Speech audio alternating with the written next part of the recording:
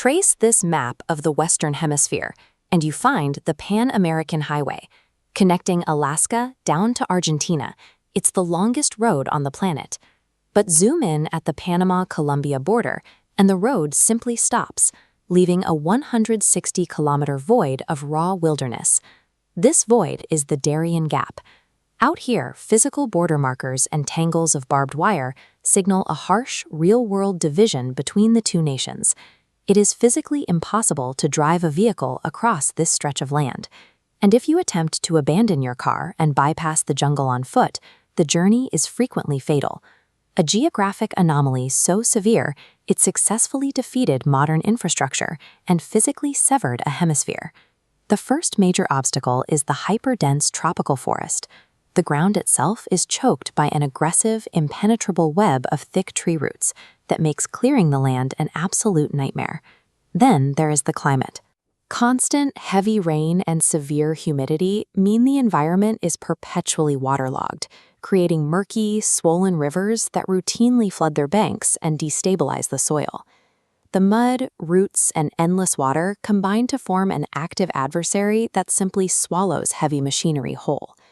Historically, engineers did try to bridge this terrain. However, the exorbitant financial costs of hauling cranes and steel through unstable swamps eventually forced governments to pull the plug. Nature's extreme density created an unengineerable zone, forcing humanity to abandon its grandest geographical connection. The failure of the road project created an even larger geopolitical problem. Without basic infrastructure, a government has no fast or reliable way to project authority or move police forces into the area. State control is strictly limited.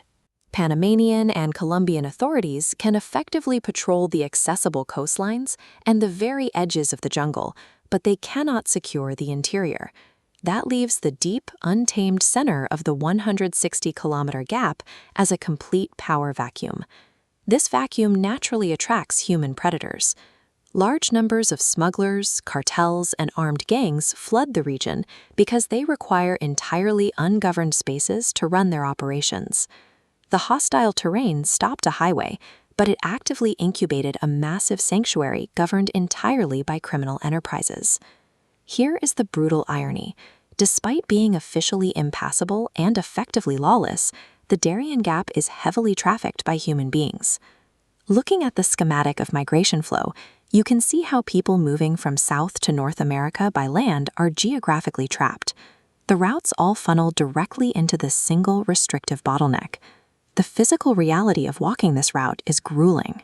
Groups are forced to hike for days, pulling themselves up steep, degraded mud trenches without access to shelter or supplies.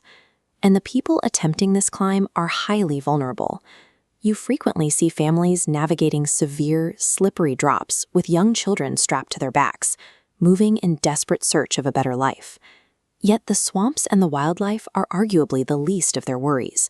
The true danger comes from the constant risk of kidnapping and extortion by those armed gangs who control the jungle interior. Geography and geopolitics have combined to create a deadly trap, funneling desperate populations directly into an inescapable, predator-controlled environment. We live in an era where we expect complete global connectivity, yet this small stretch of land remains entirely unyielding.